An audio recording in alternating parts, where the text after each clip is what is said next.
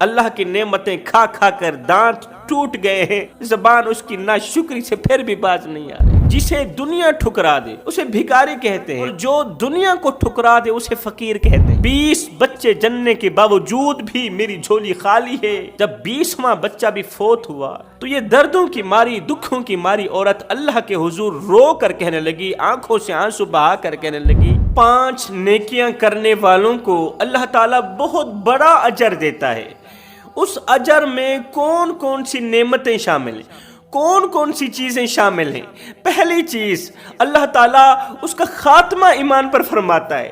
جس کا خاتمہ ایمان پر ہو گیا سمجھو وہ دنیا میں بھی کامیاب، وہ آخرت میں بھی کامیاب، کیونکہ میرے کریم نبی کا فرمان ہے، جو شخص جس حال میں زندگی گزارے گا اسی حال میں مرے گا، اور جو جس حال میں مرے گا قبر و حشر میں اسی حال میں کھڑا کیا جائے گا، اسی حالت میں کھڑا کیا جائے گا۔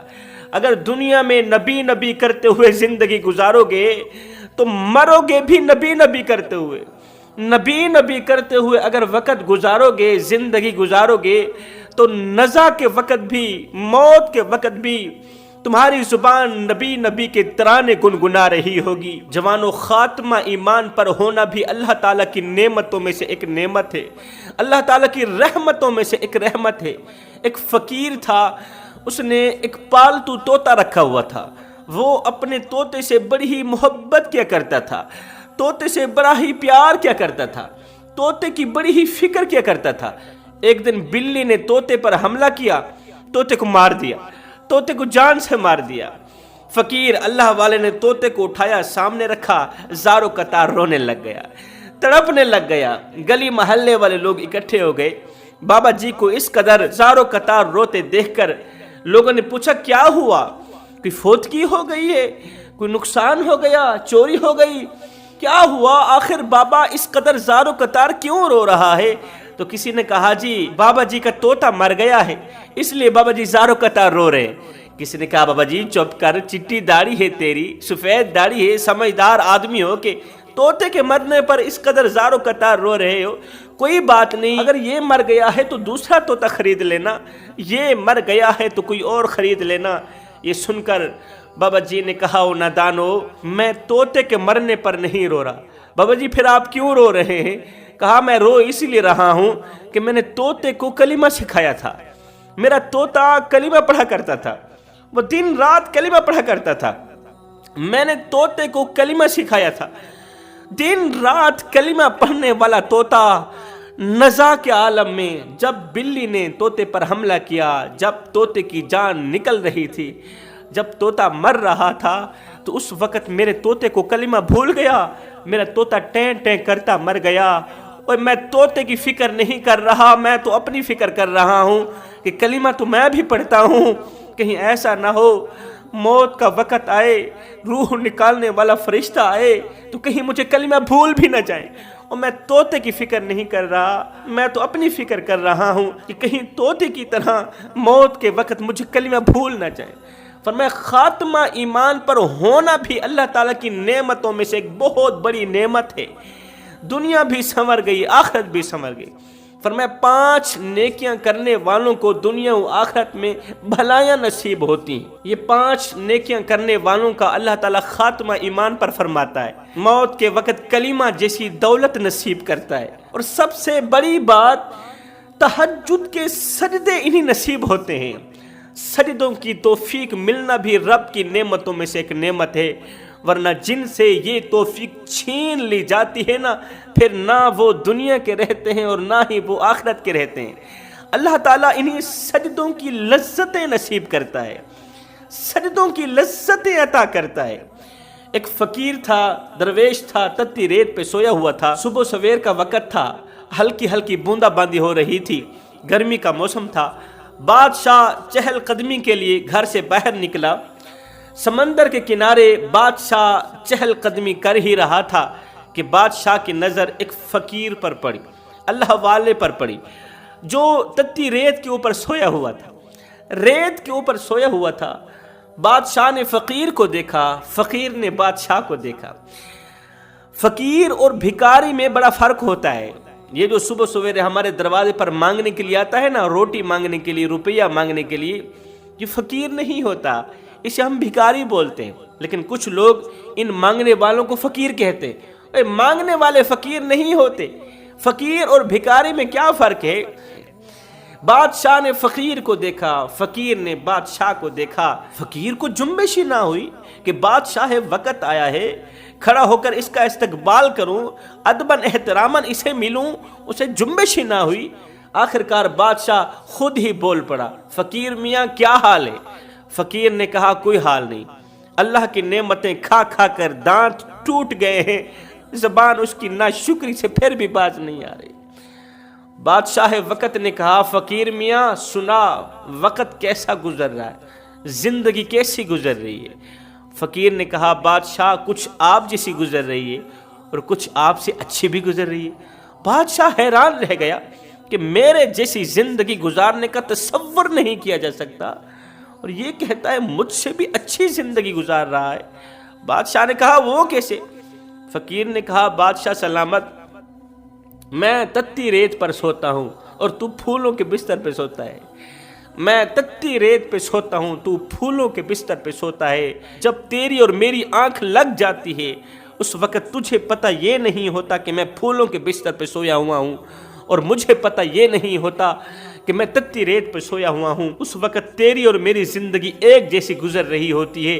اور ہاں بادشاہ، جب تہجد کا وقت آتا ہے نا، جب اللہ تعالیٰ کی لاڈلی عبادت کا وقت آتا ہے نا، اس وقت میں نماز تہجد پڑھنے کے لیے مصلی بچھا کر اللہ کے حضور کھڑا ہو جاتا ہوں۔ جس وقت تہجد کا وقت آتا ہے میں مصلی بچھا کر اللہ کے حضور کھڑا ہو جاتا ہوں، لیکن تو پھولوں کے بستر پہ سویا ہی رہتا ہے۔ بادشاہ اس وقت میری زندگی تیری زندگی سے کہیں زیادہ اچھی گزر رہی ہوتی ہے۔ تو فرمایا یہ 5 نیکیاں کرنے والوں کو اللہ تعالیٰ سجدوں کی لذتیں نصیب کرتا ہے، تہجد کے سجدے نصیب کرتا ہے۔ وہ 5 نیکیاں کون کون سی ہیں جن کے کرنے سے اللہ تعالیٰ خشیت عطا کرتا ہے، اللہ تعالیٰ خوف عطا کرتا ہے، اللہ تعالیٰ معرفت عطا کرتا ہے؟ حضرت بایزید بسطامی رحمت اللہ تعالی علیہ، آپ رات کے دوسرے پہر اٹھ کے اللہ کی عبادت کیا کرتے تھے۔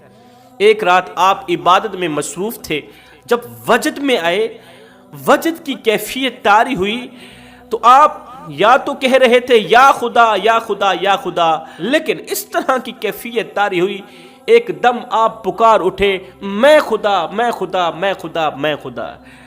جب وجد کی کیفیت سے باہر نکلے تو خلیفوں نے کہا حضرت آج تو کچھ عجیب سا ہی ہو گیا ہے، یا تو کہہ رہے تھے یا خدا یا پھر کہنے لگے میں خدا میں خدا۔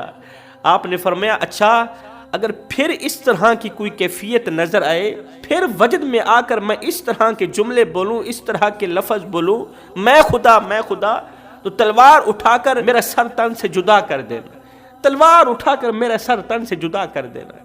اللہ اکبر۔ وقت گزرتا گیا، ایک رات ایسی آئی، پھر سے وہی وجد طاری ہوا، پھر سے وہ کیفیت ہونے لگی کہ میں خدا میں خدا میں خدا۔